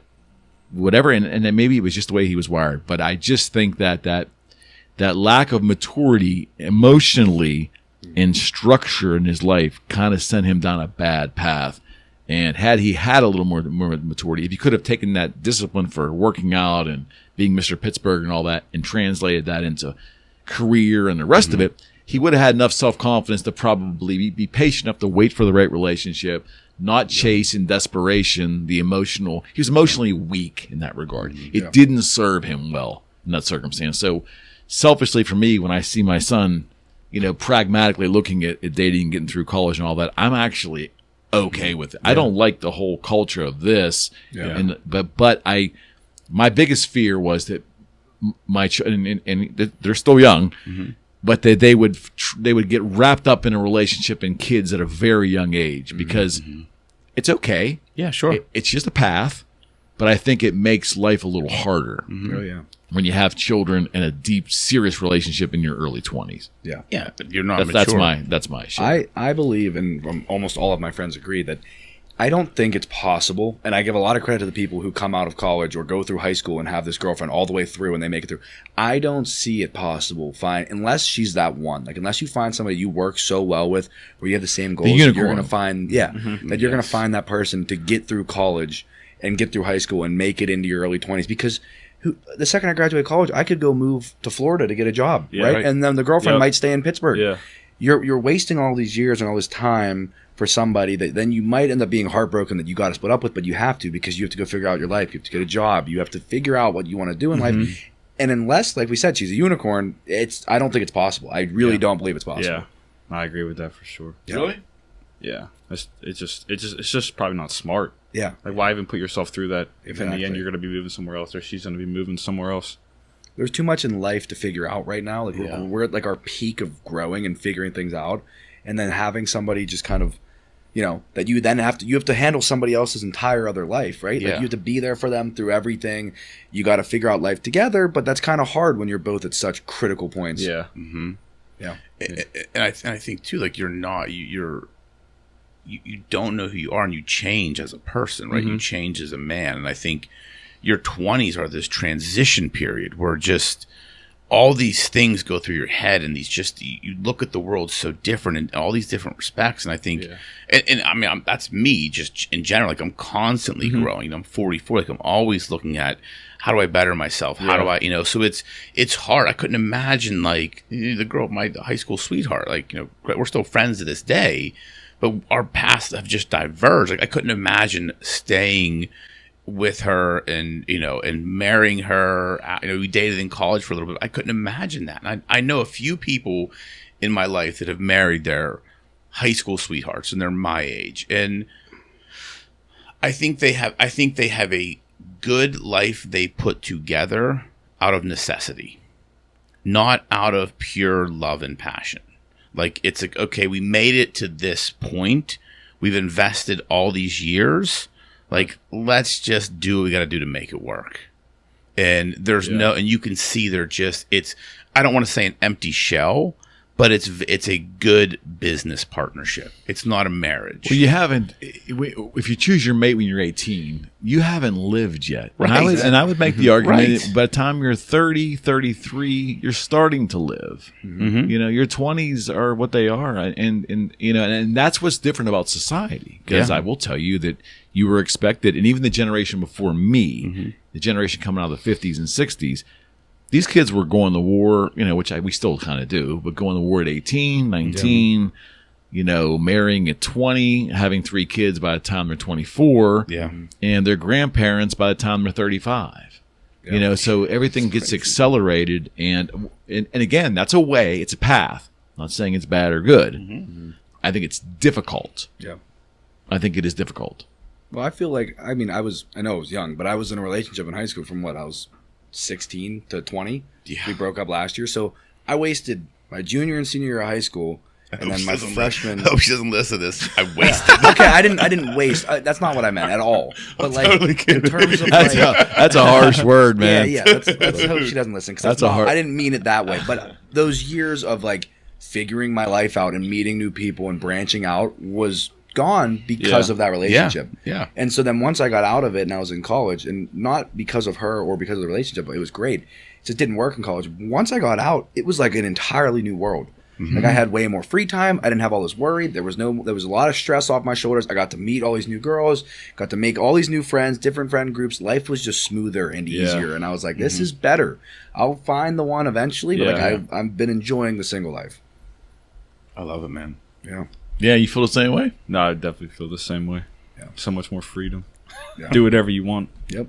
Yeah, and it's and when you get out of college and you get your quote unquote first real job, which I don't even know that's even true anymore. I think it blends together now. But having your own apartment and running it the way you want to, and coming home at night and shutting the door and having to own up to no one else, to have that privacy and to have that it's not for everybody, but I think that it's for a lot of people, male and female. I come from a generation when a woman was single in her 20s, late 20s, early 30s, this rest of society would start looking at her like, oh, what's wrong with her? Yeah. We don't live in a society, thank God, like that anymore. Yeah. But that was a thing. Yeah. You were supposed to be married off by 25, 26, 28. Absolutely. Yep. It's different now. It's a lot different now. It's a lot different now. And I think in that regard of society, I think that's much better. I think women in the workplace over the past 50 to 80 years is one of the best things that ever happened to this country, because the brain trust of all of this stuff we see and enjoy came a lot from women. Yeah. We don't live that way anymore. Yeah. Thank God. But again, you get into a relationship, you start living with someone, you got to respect their work schedule, your work schedule. You invariably get a pet, and now you got to manage this pet and responsibilities, and it's just a cycle. Yeah. It's just a cycle. So I want to ask you a question. Me? I'll put you on the spot. All right. Try to embarrass your dad a little bit here. Oh, I love that. Please, thank you. No. I want to ask you what you admire most about your dad, and if there's a moment of time in your life, or if there is an accomplishment or some moment in time which kind of not only attaches itself to what you admire about him, but might be the center of it. Well, I'll say he's always taught me, and I think, and I truly believe that it carried over into my life. There's no questions asked, but his hard work and his leadership that he shows, just even through just his daily life, the way that he carries himself, the way that he communicates, his mannerisms, but then also his level of kindness and understanding, and not being super hot-headed and set on his way. He's open, but he leads, and he puts in the work to get whatever he wants. And I would say the thing that sticks in my brain is his firm. I remember when he first started it years ago, it was he was working from home and he was just kind of figuring things out, and now look at it, it's doing amazing. And so then that carries over into my life. He gave me that passion to work, and I was a leader on the football team, right? I was one of the captains for multiple of those games, right? And I've seen it carry over to my life. Now I'm the vice president of fraternity. I'm going to probably be the president next semester. So these qualities that he taught me growing up have carried over significantly into my life. Like confidence and assertiveness and things like that. Just kind of being I think he used to say, being a comforting voice that people will trust and listen to. Mm-hmm. That's pretty accurate. And right, I'm pretty sure you said good. that. That's exactly. You remember that? That's actually pretty good. Yeah, he said that, and then that has always stuck with me. It's always in the back of my head. And so when we do things through football or through the fraternity, I try to lead, but I'm also an open voice, so I'll listen to all perspectives and try to figure out the best plan of action. I'm not we're gonna do my way. Mm-hmm. that's not my version of leading. It's like a little Rocco over there, man. Yeah. You did pretty well. Yeah. So what about your son? When you look at him and you watch, as he's sitting here, Yeah. we all joke around. We have a lot of snide remarks about everybody all the time. But what if you had to say the single thing you're most proud of when you look at him as a human being, what is it? His kindness and empathy, hands down. Like I look at, I mean, you're a leader, you're smart, you have all these qualities, but I look at the thing most about you that I always just looked at, like the way you are with other people, like just the kindness and the empathy you show to others.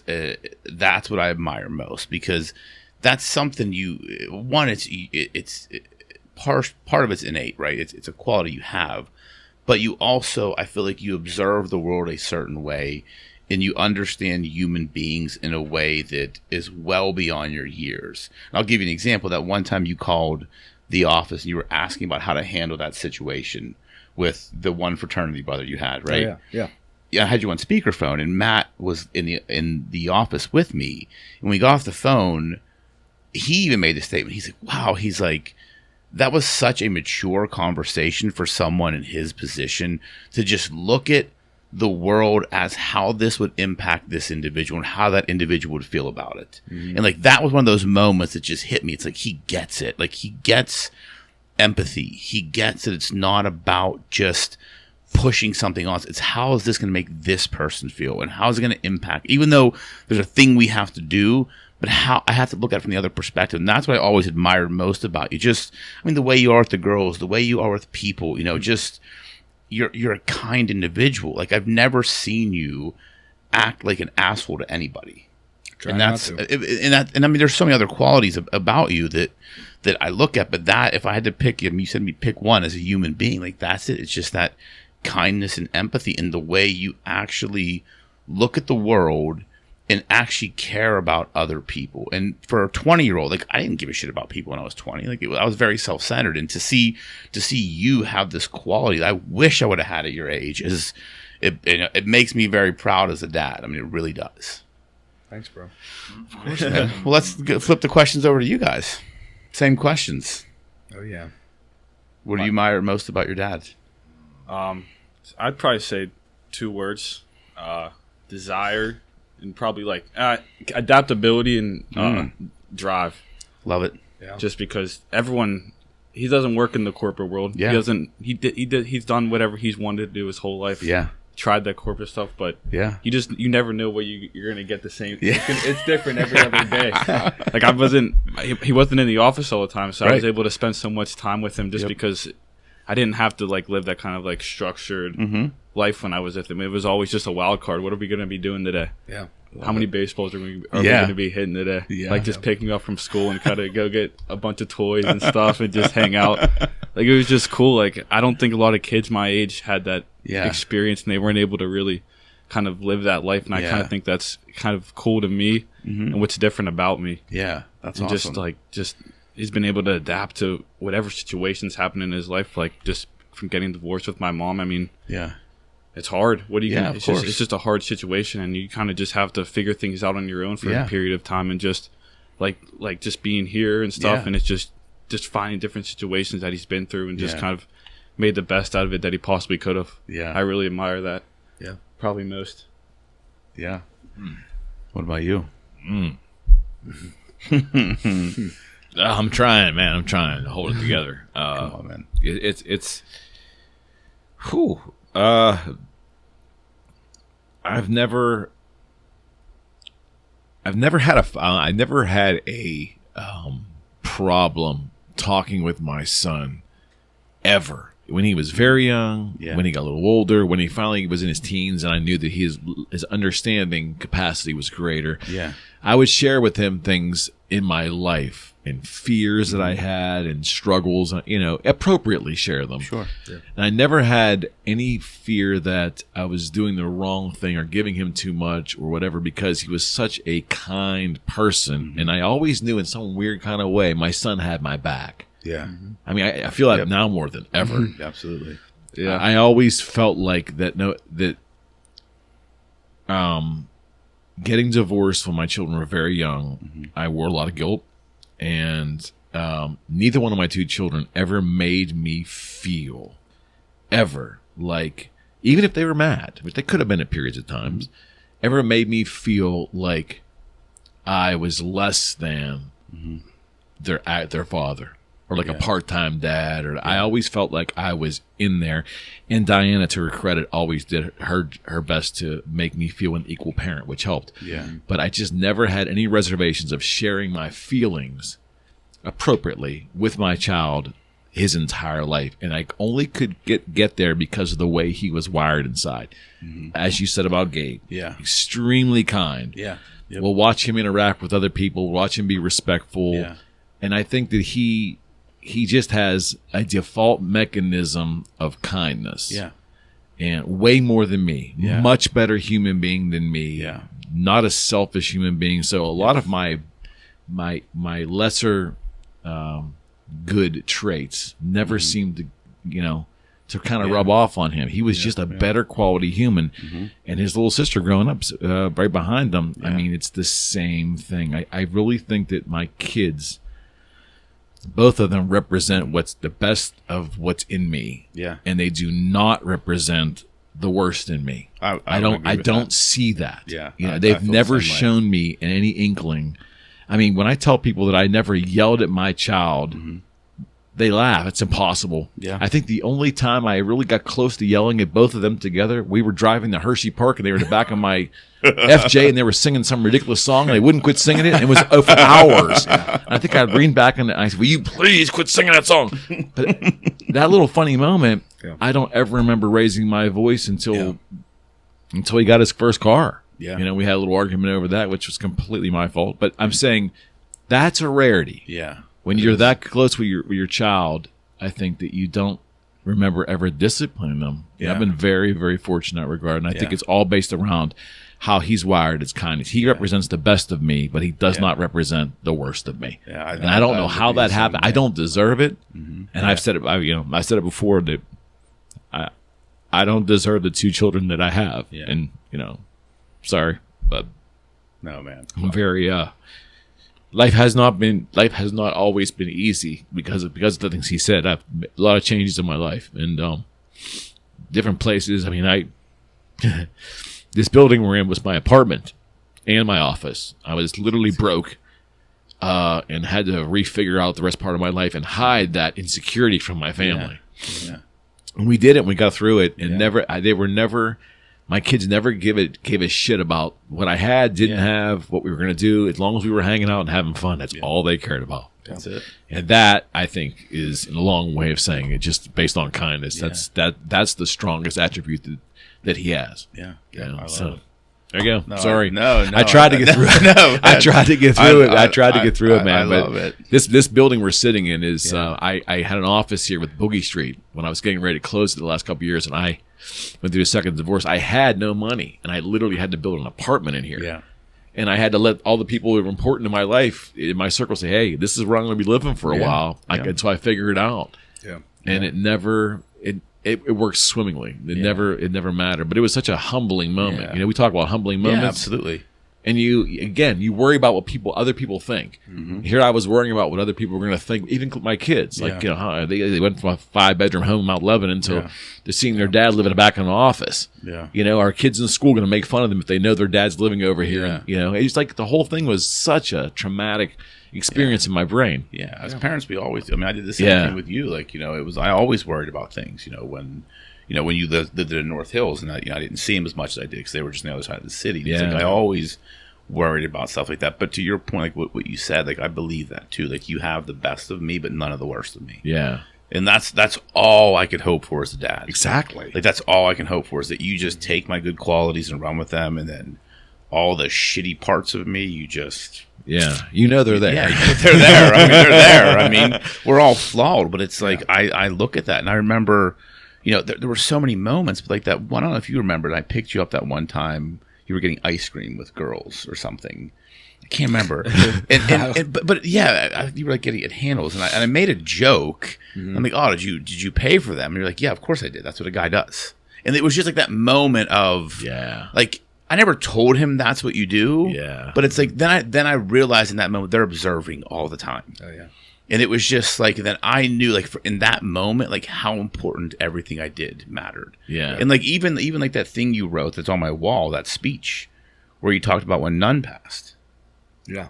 Like, that was just, like, crazy to me. Like, I didn't realize the impact that it had. Like, just, like, you watching me hold it together. Mm-hmm. Like, that was just impactful. Right. Yeah. Like, didn't realize that was going to be, because I was just trying to hold it together for everybody else, and like the impact it had on him. It's crazy, man. Yeah, and I don't know if you'll remember this, but I have something that's actually being framed from my office as we speak. It's funny you said that. In the Father's Day 2015, my son sent me a text, and I won't quote it word for word, but it was the most deep and most beautiful 2 paragraphs that I couldn't imagine this kid at like 13 or 14 years old could have wrote this thing. I'm assuming you wrote it. anyways, I saved it from phone to phone to phone. I saved the screenshot. I have it, but it was just like, I'm like, wow. I mean, it made me feel good naturally, but it's like, wow, this kid gets it. Yeah. And he's able to articulate his feelings with no problem. Yeah. That's amazing. That was something. Yeah, that was really. So I had that on my phone. When I feel bummed out once in a while, I just pull that up and I look at it, and just those little things about being a dad, man. That thing I read it all the time. That thing. In divorce circumstances, I'll tell you both. Being a divorced dad is not conventional, and it's not always easy. There's other challenges that go along with it. Yeah. And it's part of society now, because I think 60% of marriages end with divorce. Yeah. I mean, I'm not demonizing any of it, but it's an added level of complexity. And one of the biggest things I would constantly wonder is, once you get past the guilt phase, the guilt phase lasts about a year or so. Yeah. But then you wonder, am I getting to my kids, or am I doing everything I need to be doing? Yeah. And that's the thing. And then when you realize you are, it's the most satisfying thing in the absolutely. World, and I think by the time you were like 8 or 9 and watching him play baseball, because baseball is the sport for me. I love it. Yeah. And the moment that he was playing soccer, his mother had him in soccer, then he played ice hockey for a while, and I'm like in my head going, man, okay, this is kind of cool, but I'm like, I'm not really getting it. Like, I really hope that. And he went out for T-ball or something, and Diana reported back, he didn't like it. I'm like, oh, damn it. But that's okay. It was cool. Yeah. Then like the next year, he's at this little league thing, and I go, and I'm like, and I see he's digging it, and then but to me, that those years to this point in our life, the baseball years were just absolutely incredible. Yeah. Yeah. I mean, they were. It was just what memories of that, just that sport. But I think when you're divorced, you have different concerns than a father that sees their kids 24/7. Absolutely. Yeah, that sucked growing up. I feel like now I wouldn't change it at all, but I feel like I would be a relatively different person had I grown up with you instead of my mom. Mm-hmm. You think? Yeah. I mean, you both have 100%. You it would both, just be different. Yeah, you both are very probably different qualities, right? Sure. And then I'd grow up with you and Laura instead of my mom and Greg, right? Yeah, so then take Greg out of the picture. Yeah. But me not being with you every day, besides I was there every other weekend. Yeah. And then it started to get less and less. It made me cherish the times that I was there even more. Mm-hmm. And you're right, 100% growing up, I observed all of the things you did because everybody my whole life told me, oh, you're just like your dad. You look just like him. You walk just like him. And so I was like, all right, well, I guess I'm going to be just like him. So close, dude. Yeah, so I took everything that you did and tried to carry it over into my life. So this is a great dude, and he's doing good. But I love my mom. A lot of those of course. But it was like those moments that we were together were like the best of the moments, because you let me kind of do whatever, because I was with you for 2 days. I think my son could probably relate to that one. I know that one. He's like, oh, you want to eat a whole sleeve of Oreos? Go ahead. My mom's like, nope, you can't do that. You can only get 2. I used to get him a big old Coke. The Coke was so big, it was sitting between his legs in a car seat. And then I would hand him over. I tell you, here you go. Yep. He had a whole belly full of Coca-Cola. I had some learning. I had a learning curve there at the beginning. It's always learning. But I mean, it's about like as a dad, I always say it's. I just hope that my kids, like you said, observe the best in you and ignore the worst in you. Yeah.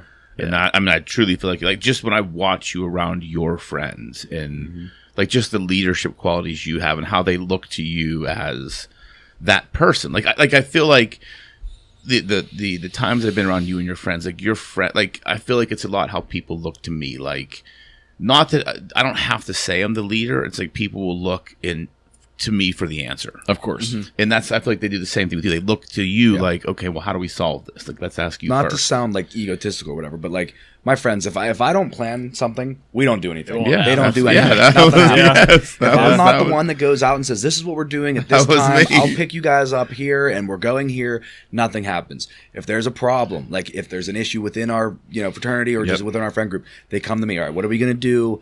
What are our thoughts on this? And then I kind of organize like the fixing committee. Like we're like, all right, let's do this. We'll figure out this. But yeah, it's almost like an unspoken thing. Now we have a couple of those in our fraternity. Like there's a couple of us that everybody kind of goes to. But yeah, I've seen that in my life, like through football and whatnot. I've watched it. Yeah. It makes me proud. Definitely. Yeah. You guys have fun?